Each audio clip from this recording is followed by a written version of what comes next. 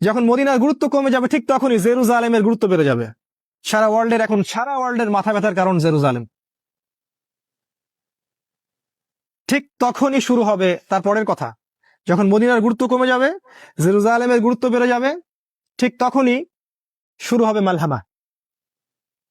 এই হাদিসটা রাসূল তার সাহাবীকে বলছেন, তার নাম মুয়াজ ইবনে জাবাল। মুয়াজ ইবনে জাবালের ঘাড়ে হাত রেখে তিনি বলছেন, মুয়াজ, তারপরেই শুরু হবে মালহামা। তো মালহামা কি? তিনি বলছেন, মালহামা হচ্ছে এমন যুদ্ধ যেটা মানব জাতি কখনো কল্পনাও করেনি। যে যুদ্ধে প্রত্যেক 100 জন সৈন্যর মধ্যে 99টা সৈন্য মারা যাবে। যারা ন্যাটোতে আছে তারা যেন হাদিসটা ভালো করে শুনে নেয়, কারণ তারা খুব উৎসাহিত ফিল করছে আমরা রাশিয়ার সাথে নিউক্লিয়ার ওয়ারে যাব। তারা খুব ভালো করে যেন শুনে রাখে যে প্রত্যেক 100 জনের মধ্যে 99টা সৈন্য সেই যুদ্ধে মারা যাবে। তার মানে এই যুদ্ধটা কোনো কনভেনশনাল যুদ্ধ হবে না, এটা হবে নিউক্লিয়ার যুদ্ধ, যার ফলে এই পুরো বিশ্বের চেহারাটাই বদলে যাবে। হয়তো এতগুলো কান্ট্রি আর থাকবে না, মানুষের সংখ্যা অনেক কমে আসবে, আর যারা বেঁচে থাকবে ওরাও থাকবে হরিবল একটা দেশে, হরিবল একটা কান্ট্রির মধ্যে। তারা ফুড পাবে না, পানি পাবে না, ইলেকট্রিসিটি, টেকনোলজি কিছুই পাবে না। Everything will be destroyed. শুধু তাই নয়, সূর্যের আলো পৃথিবীতে আসবে না, যেমনটা সূরা দুখানের মধ্যে আছে যে পুরো আকাশ ধোঁয়ায় ছেয়ে যাবে, সূর্যের আলো পৃথিবীতে আসতে পারবে না। আপনারা পারমাণবিক বিস্ফোরণের এই মাশরুম ক্লাউড গুলো দেখেন, সারা ওয়ার্ল্ডকে ঢেকে দিবে। তিনি বলছেন এই মালহামায় এইরকম একটা অবস্থা হবে, যেটা আমাদের সামনে। আর অফকোর্স আমাদের যারা স্কলার্স অফ ইসলাম তারা বেশিরভাগই হালুয়া, রুটি, বিরিয়ানি খাচ্ছেন এবং ঘুমাচ্ছেন। এগুলো নিয়ে তাদের কোনো মাথা ব্যথা নাই।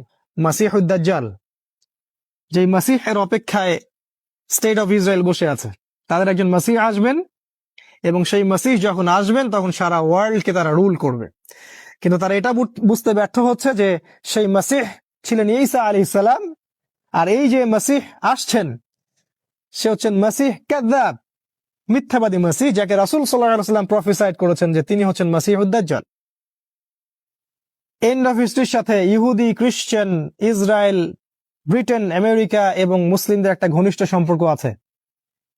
ইতিহাসের শেষ পার্টটা বুঝতে হলে আপনাকে এই সবকিছু নলেজের সাথে ইসলামিক এই কোরআন এবং সুন্নাহর নলেজগুলোকে একসাথে মিলাতে হবে, তখন কি আপনি একটা পথ খুঁজে পাবেন। আর শেষ করার আগে আমি যে কটা কথা বলতে চাই সেটা হলো এই যে আল্লাহ এবং তার রাসূল আমাদেরকে যা বলেছেন, আল্লাহ এবং তার রাসূল আমাদেরকে যা বলেছেন, দেখুন খেয়াল করে, যে ইহুদিরা দাজ্জালকে ফলো করবে। বি কেয়ারফুল, ইহুদিরা দাজ্জালকে ফলো করবে এবং দাজ্জাল জেরুজালেম থেকে বের হয়ে বলবে আমি মাসিহ। যদি এমন একজন মানুষ জেরুজালেম থেকে বের হয়, অবশ্যই তিনি একজন মানুষ, সে কোনো সভ্যতা নয়, এটা ক্লিয়ার করে দিচ্ছি, সে কোনো সিভিলাইজেশন নয়। তবে হ্যাঁ, অনেক সভ্যতা তাকে ফলো করবে। যারা ওয়ান আইড, এক চোখা, তারা তাকে ফলো করবে। যাদের দুই চোখ নাই তারা ওকে ফলো করবে। দুই চোখ নাই তারা ওকে ফলো করবে, কারণ দাজ্জাল ইকোনমিক আপনাকে প্রগতি দিবে, অগ্রগতি দিবে, আপনাকে সবকিছুই দিবে, জান্নাত দিবে যেটা জাহান্নাম। তো জেরুজালেম থেকে একজন বের হয়ে যদি বলে আমি দাজ্জাল, আর ইসরায়েল বা ইহুদিরা যদি সারা ওয়ার্ল্ডকে রুল না করে, তাহলে কোনো ইহুদিও বিশ্বাস করবে না যে সে দাজ্জাল। আমার পয়েন্টটা বোঝার চেষ্টা করেন। যখন ইহুদিরা সারা ওয়ার্ল্ডকে রুল করবে, তারা ওয়ার্ল্ডের রুলিং স্টেটে পরিণত হবে, তখন যদি কেউ বের হয়ে বলে যে আনাল মাসিহ, আমি হচ্ছে দাজ্জাল, তখন তারা তাকে বিশ্বাস করবে। এখন তারা অনেক ব্ল্যাক ম্যাজিকও প্র্যাকটিস করে এবং তারা তার উপাসনাও করে, এবং তারা অপেক্ষায় বসে আছে কখন তিনি আসবেন। আর আস্তে আস্তে আস্তে আস্তে ইসরায়েল কিন্তু এই ওয়ার্ল্ডের রুলিং স্টেটে পরিণত হচ্ছে। ব্রিটেন, আমেরিকা, এই যে সিলসিলাটা, এটা অ্যাক্সিডেন্টালি হয়নি, এর পিছনে একজন মাস্টার মাইন্ড কাজ করছে।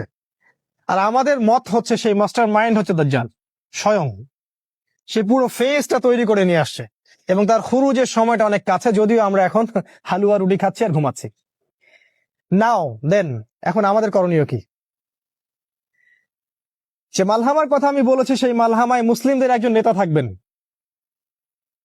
তিনি বের হবেন মদিনা থেকে, যাকে মক্কায় মানুষ ঘিরে ধরবে এবং তার হাতে বায়াত করবে, যাকে হাদিসে বলা হচ্ছে তিনি আল মাহদি, যার নাম মুহাম্মদ।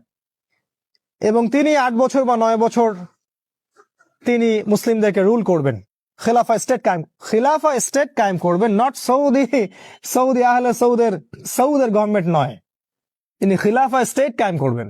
খিলাফা স্টেট কি আমি একটু আগে বলেছি, যেখানে আল্লাহর বিধান সুপ্রিম, আল্লাহর অথরিটি সুপ্রিম, যেখানে মানুষের ল চলে না। সেটা কেমন ইসলামিক স্টেট যেখানে খিলাফা নাই?